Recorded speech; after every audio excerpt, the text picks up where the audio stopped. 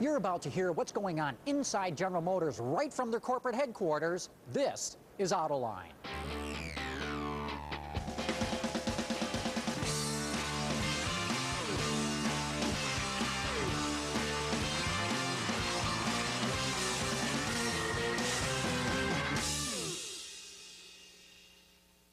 General Motors is going through a gut-wrenching transformation.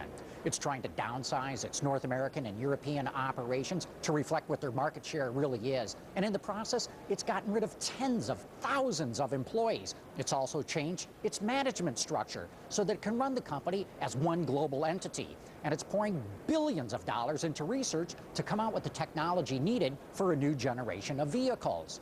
And while there's no question that GM is coming out with world-class vehicles right now, last year it lost $39 billion. And even when you take out all the special charges, it still lost $23 billion. So it's clear that even though this transformation is moving forward, it still has a ways to go before the company is on solid ground again. To learn how well that transformation is progressing, my special guest today is Rick Wagoner, the chairman and CEO of General Motors. What I really want to get Rick talking about is the kind of management philosophy and structure that he's putting in place. For example, traditionally, General Motors never had a car czar, that is, one person in charge of all product development. Today, Bob Lutz plays that role. But going down the road, is that a position that they're going to want to keep? And then conversely, GM just returned to a more traditional management structure when it moved Fritz Henderson up to president and chief operating officer of the company. How does that free up the chairman's role that Rick Wagoner plays? And then, like all automakers, GM is coming out with all kinds of alternative powertrains, from flex fuel to plug-ins to fuel cells. But in his gut, what does the chairman of General Motors really think is going to catch on? Well, we're going to get some answers, so don't go away. We've got a great show coming right up on Autoline. From our studios in the Motor City, this is Autoline. Here now is John McElroy. Welcome to my discussion right now with Rick Wagoner, the chairman of General Motors, sitting here in the heart of the Renaissance Center, the corporate headquarters for the company. Thanks for taking the elevator down to come talk to me. Oh, great to see you, John. Thanks for coming over here to film. Makes it a little easier for me. Sure thing. Rick, let's talk about the changes that are going on at GM, and there's a lot to talk about, but what I want to focus on is the car czar that you have, the Bob Lutz, who's running all product development. In the past, GM never had that kind of a position. You had each individual divisions. You created this position. It seems to be working really well. What's your assessment of having created that kind of a position and what it does for the company? I mean, I think you're right, John. I think it was obviously a good call in retrospect. And for the way the industry's running today, and we're trying to run our business, global leverage and things of that sort, it's worked very well, and we've been fortunate to have a great guy to have the position. Of course, Bob, no one better qualified to run that. So we like the way it's running. Over the last couple of years, we've put it, all the global product development responsibility under Bob, and I sense we're just continuing to build momentum. So hopefully you haven't seen the best of that setup yet.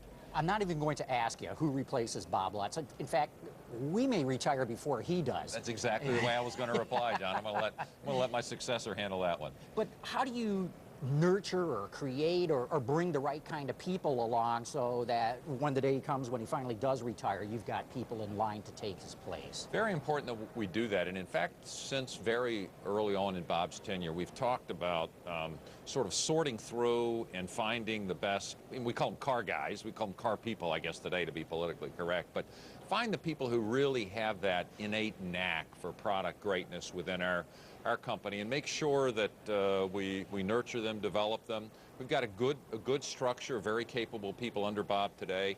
And Bob himself is a great teacher. He likes to not just talk about, gee, that's a great product, but why he thinks it's a great product. So it's been, I think, a great opportunity for all of us to learn from Bob. But I think more importantly, he and I talk regularly about making sure we have, someone ready to step in when he leaves in 10 or 20 years or whatever it is. Well, what have you learned from this process of bringing him in? Because, I mean, it's almost not good that GM had to go outside the company, get this retired guy, bring him in, and almost sort of teach the company how to do great cars again. And what's even more impressive to me is he didn't bring in a whole new team. You didn't have all big upheaval in terms of moving people around. He took what you already have and made it great. Yeah, I don't think it says anything so bad. And I think Bob's somewhat of a unique talent in our business, let's be honest. And while he was retired, he acts a lot younger than his chronological age. I think his clock ticks a little differently than some of the rest of us. But you know, we saw that we're moving into this era of running our business functions globally.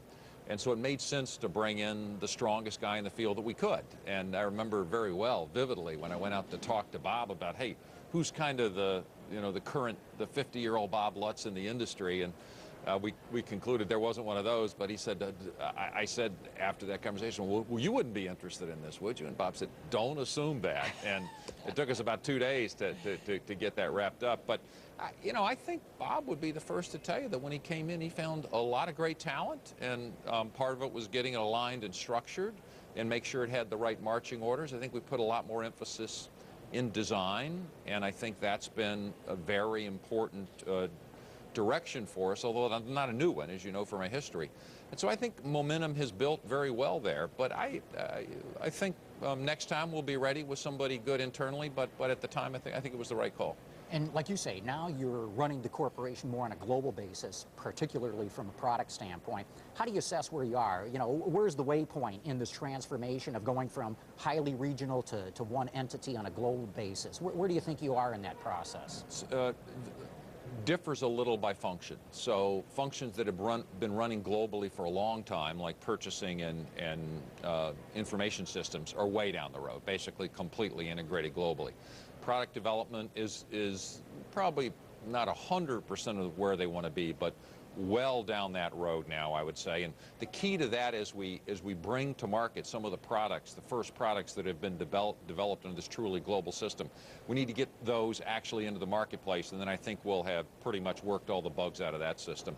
Manufacturing is running pretty well globally. So I think it depends on the function, but you know, we're arguably maybe we're somewhere in the 60 to 70% range for some of the activities to 90% range for others. So we're well down the road, actually. So maybe, you know, one more design generation or so and it'll all be there? Yeah, I think once we get this first round of global products, sort of from small cars up through mid, and then the larger cars, once we get them through, then I think we'll pretty much have worked all of the kinks out of the system. Very importantly, we spent a lot of time and effort getting computer systems globally lined up, and the ability to communicate both on the web and in other ways.